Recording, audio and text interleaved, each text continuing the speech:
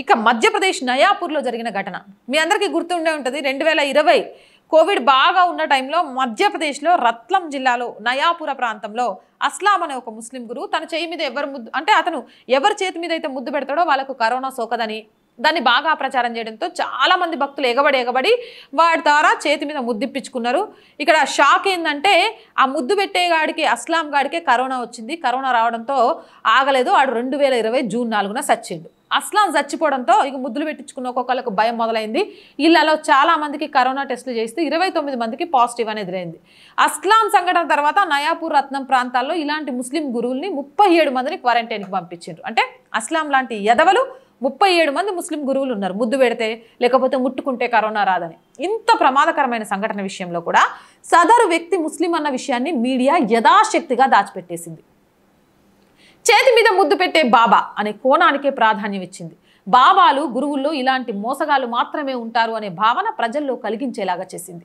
వారు ముస్లింలు అనే విషయాన్ని దాచిపెట్టడం ద్వారా హిందూ మత గురువులు బాబాలు మాత్రమే అలాంటి పనులు చేస్తారని పరోక్షంగా అర్థమయ్యేలా చేసింది. ఇక ప్రభాత్ ఖబర్ పత్రిక అయితే చేతును ముద్దాడి కరోనాకు బాబా చికిత్స ఆయన దగ్గరకు వెళ్ళిన 19 మందికి పాజిటివ్ అని పెడితే ఆజ్ తక్ చేతి మీద ముద్దు పెట్టి వైద్యం చేసే బాబా కరోనాతో మృతి 29 మంది భక్తులకు కరోనా పాజిటివ్ అని రాసింది. ఇక ఎన్డీటీవీ చేతి మీద ముద్దుతో చికిత్స చేసే మాంత్రికుడు కరోనాతో మృతి ఆయన నుంచి 23 మందికి సంక్రమించిన కోవిడ్ మరో 37 మంది బాబాలను క్వారంటైన్ చేసిన యంత్రాంగం అని రాసింది.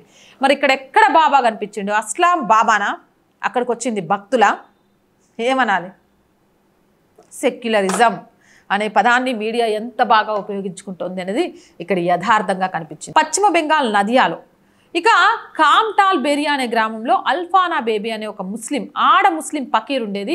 ఈమె మంత్రతంత్రాలతో రోగాలు నయం చేస్తా అని చెప్పేది. 2019 సెప్టెంబర్లో అర్ఫీనా బీబీ దగ్గరకు ఒక మహిళ 2 పిల్లల్ని తీసుకొని వచ్చింది. 10 ఏళ్ల పిల్లవాడు నబీ షేక్ అయితే 6 ఏళ్ల పిల్లవాడు జహంగీర్ షేక్. వీళ్ళకు చికిత్స చేయించడానికి ఇక్కడ ఉంచేయండి పిల్లల్ని, నేను చికిత్స చేస్తాను, మీరు రేపు రండి అని చెప్పింది. నమ్మి రోగం తగ్గిస్తుంది కదా అని జాన్ నబీ షేక్ ఆమె దగ్గర వదిలేసి వెళ్ళారు. అక్కడ దగ్గర వదిలేసి వెళ్ళిన తర్వాత జాన్ నబీ షేక్ చనిపోయిండు. జహంగీర్కి ఒళ్ళంతా గాయాలైనాయి. పిల్లల్ని తీసుకెళ్ళడానికి వచ్చిన తల్లిదండ్రులు అది చూసి ఆశ్చర్యపోయినరు.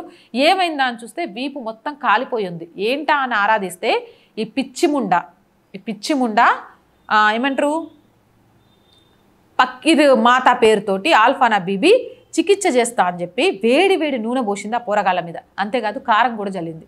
ఆ మంట తట్టుకోలేక జాన్ నబీ షేక్ అక్కడికక్కడే ప్రాణాలు వదిలేశాడు. ఇక కొడుకు ప్రాణాలు కోల్పోయినారు కాబట్టి తల్లిదండ్రులు ఈ విషయాన్ని బయటికి చెప్పారు. పోలీసులు కేసు నమోదు చేసి నిందితురాలు అల్ఫానా బీబీని అరెస్ట్ చేశారు. కానీ మీడియా మళ్ళీ ఇక్కడ కూడా తన పని తాను చేసుకుంటూ పోయింది. నిందితురాలు ఉనికిని దాచిపెట్టి ఓ మంత్రగత్తె అంటూ ముద్ర వేసేసింది. పశ్చిమ బెంగాల్లో మైనర్ బాలుడి మరణం మంత్రగత్తె అరెస్ట్ అనే పేరుతో హిందుస్థాన్ టైమ్స్ పత్రిక వార్త ప్రచురించింది. తంత్ర పూజల కారణంగా పశ్చిమ బెంగాల్లో 10 ఏళ్ల బాలుడి మరణం అని ఎన్డీటీవీ ఛానల్ కథనాన్ని రాసింది. 10 ఏళ్ల బాలుడి మరణంతో మంత్రగత్తె అరెస్ట్ అని ఇండియా టుడే రాసింది.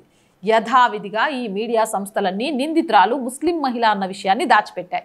భారతదేశంలో బలవుతున్న అనేక విషయాలు లేకపోతే అభాస పాలవుతున్న హిందువుల గురించి తెలియాలి అనే ఉద్దేశంతో విఎస్కే ఆంధ్రప్రదేశ్ వారి సౌజన్యంతో ఈ వీడియో చేయడం జరుగుతోంది. మరి ఈ వీడియోపై మీ అభిప్రాయం ఏంటి? నిజంగా చెప్పండి. భారతదేశం ఈరోజు సెక్యులరిజం, లౌకికవాదం అనే పదాలకు భయపడుతుందా లేదా? ఆ ముసుగులో సనాతన హిందూ ధర్మాన్ని తొక్కేస్తూ హిందువుల మనోభావాలను గాయపరుస్తున్నారా లేదా? మీ అభిప్రాయం ఏదైనా నిస్సంకోచంగా కామెంట్ సెక్షన్లో తెలియజేయండి. చాలా మంది వీడియోస్ చూస్తున్నారు, బట్ ఆర్ వాయిస్ ఛానల్ని సబ్స్క్రైబ్ చేయడం మర్చిపోతున్నారు. So please subscribe our channel. మీరు చేసే ప్రతి సబ్స్క్రిప్షన్ మన కుటుంబం యొక్క వ్యవస్థను పెద్దదిగా చేస్తోంది. సో ప్లీజ్ సబ్స్క్రైబ్ చేయండి. అలాగే కంటెంట్ బాగుంది అనిపిస్తే లైక్ చేయండి, షేర్ చేయండి. దానివల్ల వీడియోలు వైరల్గా మారతాయి.